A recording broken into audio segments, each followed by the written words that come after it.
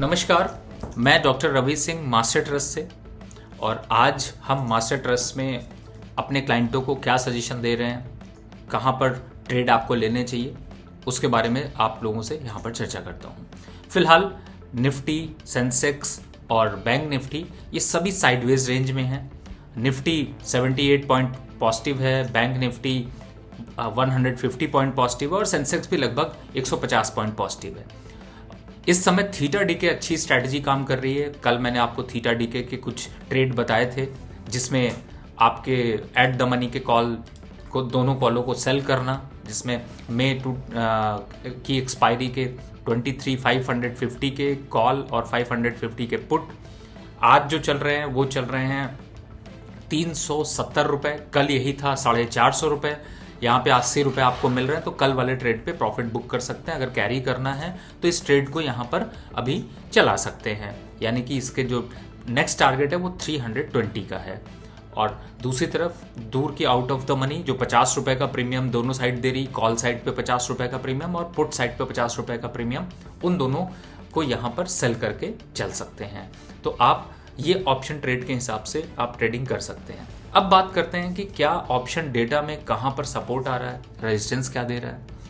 23,500 की पुट पे काफ़ी स्ट्रॉन्ग ओआई खड़ा है, यानी कि थोड़ा सा सपोर्ट जो पहले 23,300 था वो ऊपर आया है और ऊपर आकर उसका लेवल हो गया है 23,500। लेकिन ऊपर पे रेजिस्टेंस बहुत स्ट्रांग है। लेवल्स के हिसाब से देखें तो 23,780 is a strong resistance, but OI side पे अगर देखते हैं तो 23,800, 23,900, 24,000 के लेवल पर, यानी ये तीनों स्ट्राइक्स जो हैं वो कॉल के ओआई कॉल राइटर्स जो हैं वो इसके ऊपर रेट को जाने देंगे नहीं, और लोअर साइड पर वापस से ओपन स्पेस करते हुए नजर आएंगे। बात कर लेते हैं ग्लोबल की, तो जिस तरीके से रुपी की थोड़ी सी वीकनेस यहाँ पर थमी है, क्रूड ऑयल के प्राइसेस स्टेबल हुए हैं। जियोपॉलिटिकल में है तो हालांकि ट्रंप के बयानों में कोई कमी नहीं देखने को मिली है और कोई रास्ता भी नज़र नहीं आ रहा है, तो वो संकट यहाँ पर बना रहेगा। लेकिन इस समय अगर अच्छी खबर की बात की जाए तो जो जापान है उसका एक्सपोर्ट डेटा काफ़ी अच्छा निकल कर आया है। खास तौर से सेमीकंडक्टर को लेकर काफ़ी जो है वो सेल अच्छी देखने को मिली है और एक्सपोर्ट भी बहुत अच्छा देखने को मिला है, और एक्सपोर्ट ज़्यादातर चाइना को किए गए हैं। तो ये थोड़ा सा इकोनॉमी पे एक सपोर्ट की बात नज़र आ रही है और इसी वजह से थोड़ा सा पुल बैक आज हम मार्केट में देख रहे हैं। लेकिन आप लोगों को ध्यान रखना है, अभी भी आगे आने वाले समय पे मार्केट पे ऊपरी लेवल्स यानी कि 23,800, 900, 24,000, 24,100 ये कॉन्फिडेंस के लेवल नहीं होंगे और इन लेवल्स पर बार बार आपको प्रॉफिट बुकिंग देखने को मिल सकती है। तो ये पूरी की पूरी रणनीति हुई आपकी निफ्टी में।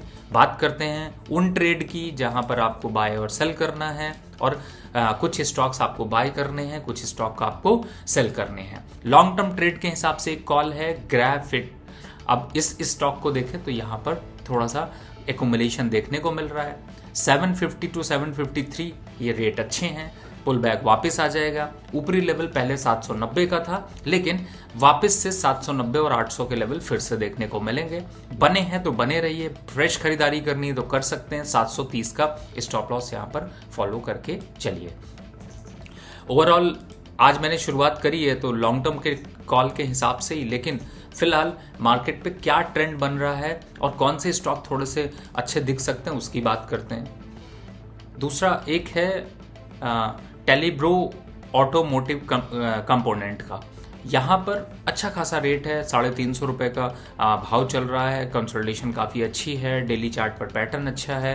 पुल बैक में 400 रुपये तक बहुत आसानी से आ सकता है। इसको 2 से 3 महीने के हिसाब से आप यहाँ पर बाय करके चल सकते हैं। लोअर साइड पर स्टॉप लॉस की बात करें तो आपको एक बार 320 के स्टॉप लॉस से इसको बाय करना चाहिए, होल्ड करना चाहिए। 400 के टारगेट आपको आसानी से आते हुए नजर आएंगे। कुछ और स्टॉक की बात कर लें तो अपोलो पाइप आज के दिन आपको बाइंग मोमेंटम दिख सकता है। मेडी प्लस में भी थोड़ा पुल बैक दिखाई देगा, लेकिन प्रॉफिट बुकिंग कर लीजिएगा। केएनआर कंस्ट्रक्शन में थोड़ा पुल बैक दिख रहा है, जो कि एक बार 150 के आसपास तक देखने को मिल सकता है। तो यहाँ पर भी आपको अपनी पोजीशन जो है वो कंटिन्यू रखनी है। बात करते हैं सेल साइड से, लेकिन जो मैं अभी बात कर रहा हूँ वो कैश स्टॉक की बात कर रहा हूँ। फ्यूचर स्टॉक की चर्चा अभी थोड़ी देर में करते हैं। क्या BTST के ट्रेड लेने हैं, क्या STBT करना है, उसकी भी चर्चा यहाँ पर अभी करेंगे। सबसे पहले आप ध्यान दें तो आज आपको जो सबसे ज़्यादा स्टॉक यहाँ पर गिरा हुआ है वो है GSPL, जो कि इस समय 7% नीचे है, और गुजरात स्टेट पेट्रोनेट लिमिटेड, इस स्टॉक में एक गिरावट का बड़ा संकेत नजर आया है, और कहीं ना कहीं से गैस डिस्ट्रीब्यूशन के स्टॉक्स यहाँ पर अब गिर रहे हैं। एक बार लेवल्स की बात करें तो 240 तक के लेवल आ सकते हैं। अगर आप रिस्क कैरी करना चाहते हैं तो आप इसको कैरी रखिए, 240 का स्टॉप लॉस लगा लीजिए, उसके नीचे जाता है तभी आप एग्जिट करिएगा। जुबिलेंट फूड पहले से ही अट्रैक्टिव नहीं था, फ्रेश शॉर्ट जनरेट हुआ है, और अभी आज के दिन थोड़ा पुल बैक आ सकता है, लेकिन फिलहाल 7% की गिरावट आपको आने वाले 2 दिनों में और 5% की गिरावट यहाँ पर दिखा सकती है। एक सेल ऑफ के नज़रिए से देखें तो मार्केट में कई स्टॉक्स आपको काफ़ी लंबी सेलिंग के लिए जाते हुए नजर आ सकते हैं। फिलहाल बात करते हैं अब फ्यूचर कॉन्ट्रैक्ट की। आज आपको STBT क्या करना है, तो ऑब्वियसली है कि जुबिलेंट फूड फ्यूचर में भी है, तो आप यहाँ पर STBT करके चल सकते हैं। दूसरा स्टॉक है PI इंडस्ट्री, आज 4% डाउन है, लेकिन फिलहाल STBT के लिए एक प्राइम कैंडिडेट है। जल्दी हम इसके लेवल 2500 के आसपास देखते हुए नजर आएंगे। यहाँ पर एक सेल ऑफ बन सकता है, क्लियर कट। दूसरा स्टॉक है नौकरी यहाँ पर फिर से फ्यूचर में आप सेल करके चल सकते हैं। 910 और 880 के स्टॉप लॉस यहाँ पर 980 के टारगेट आ सकते हैं, 880 के टारगेट आ सकते हैं, और 950 955 के स्टॉप लॉस से आप पोजीशन को 2-3 दिन तक भी सेल यहाँ पर रख सकते हैं। इससे पहले भी मैंने बताया था कि IT काउंटर पे जो भी ये पुल बैक आ रहा है, इस पे कोई भरोसा मत करिएगा, और सिर्फ स्ट्रैटेजी एग्जिट की होनी चाहिए। आज आप देखिए परसिस्टेंट 1%, टेक महिंद्रा 1%, कोफोर्ज 1.5%, ये सारे स्टॉक्स यहाँ पर गिरते हुए नजर आ रहे हैं। फिलहाल अभी प्रॉफिट बुकिंग और चढ़ेगी। नेस्ले इंडिया कल मैंने आपको सेल के लिए बोला था, अभी भी कंटिन्यू रख सकते हैं। 1380 1370 के आसपास के लेवल्स आपको देखने को मिलेंगे, तब तक के लिए आप यहाँ पर पोजीशन को सेल साइड पर रखिए। अब बात करते हैं कि कुछ बाय एक्यूमुलेशन करना है तो कहाँ पर करें। पहला स्टॉक जो कल मैंने दिया था वो है डेटा पैटर्न, अभी भी कंटिन्यू रखिए, अच्छे मोमेंटम पर है। दूसरा स्टॉक वापस से आज अट्रैक्टिव दे रहा है लॉन्ग टर्म के हिसाब से, शॉर्ट टर्म के हिसाब से, वो है BEL, डिफेंस का स्टॉक, जिसको आप लोग बहुत ध्यान से देखते हैं। मेरे हिसाब से इन लेवल्स पर यहाँ पर इसमें बाय बनता है। करंट लेवल के मोमेंटम के हिसाब से भी वापस से 450 की सीरीज पर ये जाता हुआ स्टॉक नजर आएगा। स्टॉप लॉस के हिसाब से आप 410 का 415 का एक स्टॉप लॉस लेकर चलें, लेकिन मुझे लगता है कि यहाँ पर इंट्राडे के हिसाब से भी और लॉन्ग टर्म के हिसाब से भी ये स्टॉक यहाँ पर बाय करके चलिएगा। दूसरी तरफ एक बाय के लिए स्टॉक मैंने आपको दिया था IOC, 135 रुपए 132 रुपए के रेट पर दिया था, आज 140 चल रहा है, मोमेंटम अच्छा है, पकड़ कर रखिए। BPCL है तो उसको भी कंटिन्यू रखिए, HPCL है तो उसको भी यहाँ पर कंटिन्यू रखिए। पावर स्टॉक की तरफ जाएं तो PFC वापस से इंटरेक्टिव लग रहा है, और BTST के ट्रेड के हिसाब से भी अच्छा है, तो यहाँ पर PFC की तरफ आप फोकस रखें। काफ़ी हद तक एक्यूमुलेशन के बाद एक अपवर्ड मोमेंटम दिख सकता है, तो यहाँ पर PFC आपकी चॉइस में ज़रूर होना चाहिए।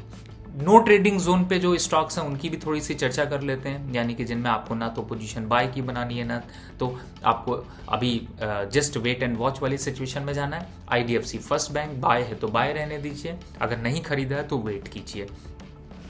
हाँ, मुथूट फाइनेंस अगर शॉर्ट है तो पोजीशन में कोई पैनिक नहीं है, लेकिन अगर लॉन्ग है तो थोड़ा सा पैनिक आपको दे सकता है। पुल बैक पर वापस से डाउनफॉल देखने को मिल सकता है।